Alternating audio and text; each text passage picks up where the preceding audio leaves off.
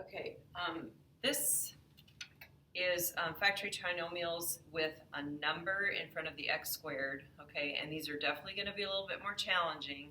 And all this stuff right here, and I think I have it crossed out on your guys' copy, no slip and slide, okay, we're going to do this just regular, I call it trial and error instead, slip and slide, trial and error, same thing. Okay, so these two are the kind we did before. They're pretty easy because it's just x squared and n squared. The harder part comes in when there's a number in front of the a squared or the squared term, like these two. But on this one, let's just kind of do that again. I just have to find two numbers that multiply to 45 and add up to 14, which would be 9 and 5. Those have been pretty easy for you, I'm sure. And on this one, remember, if the last term's negative, I have to have a plus and a minus.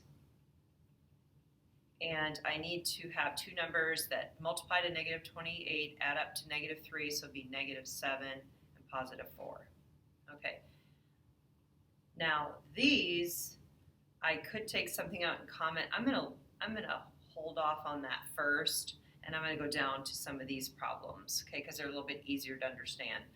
Okay, in the case of having a number in front of there, a lot of the things still hold true from what you did on the other ones, except this part right here. So in order to get 2x squared, I have to take 2x times x. I know that's the only choice that I have, okay? Now, when you're doing what I call trial and error factoring, I'm gonna focus on this first and this. I'm gonna kind of ignore that right away.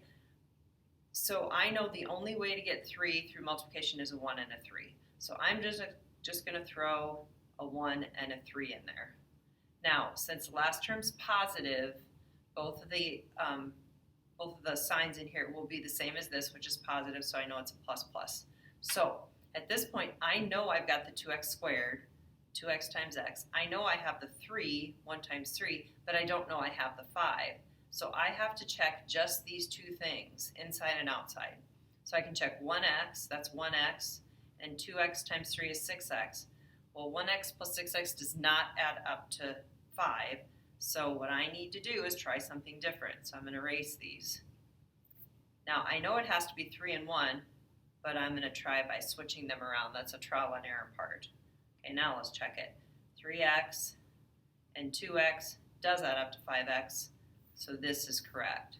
Okay, so notice how the only thing I have to check when I finally get these numbers in here is the inside and outside, because I'm always making sure I get this and that in that first step.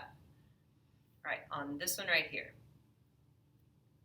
Okay, first of all, to get 5m squared, it has to be 5m and m. There's no other choices. Now, when the last term's positive, both of the signs are going to be the same as this, so they're both going to be negative. Now for 6, I have a couple choices. I can do a 2 and 3 or 6 and 1. I'm going to try 2 and 3 and see if that works. So I'm just going to put a 2 and a 3 in there. To see if I'm right, because I made sure I've got this, I also have this, I have to check the inside and outside. That's negative 2m and negative 15m, which adds up to negative 17m. That's correct, so I'm done. Okay. Let's do this one here. Okay, to get 12c squared, there's a lot of choices. I could do 1 and 12, 2 and 6, 3 and 4. I would always try the two closest together first and then go from there. So I'm going to try 3 and 4 because, oops, those are c's. I'm going to try 3 and 4 because those are closest together. Then I'll probably try 6 and 2 if those don't work. Okay, so to get 5, it has to be 1 and 5, so I'm just going to throw, a 1 and 5 in there. And my signs, if the last term's negative, I always have one of each. So I'm going to have a plus and a minus. Okay, I have no idea if that's going to work, but now I'm going to check. I have to check the inside and outside. So this is a 4c, and then this is a negative 15c. Well, 4c plus negative 15c is negative 11c. That's pretty close, but I want a positive. So when I have the right number but the wrong sign, all I do is switch the signs around. And then that will make a negative 4c and a positive 15c, which is correct. Okay, all I want you guys to do is this example and then do through number 6 on the back.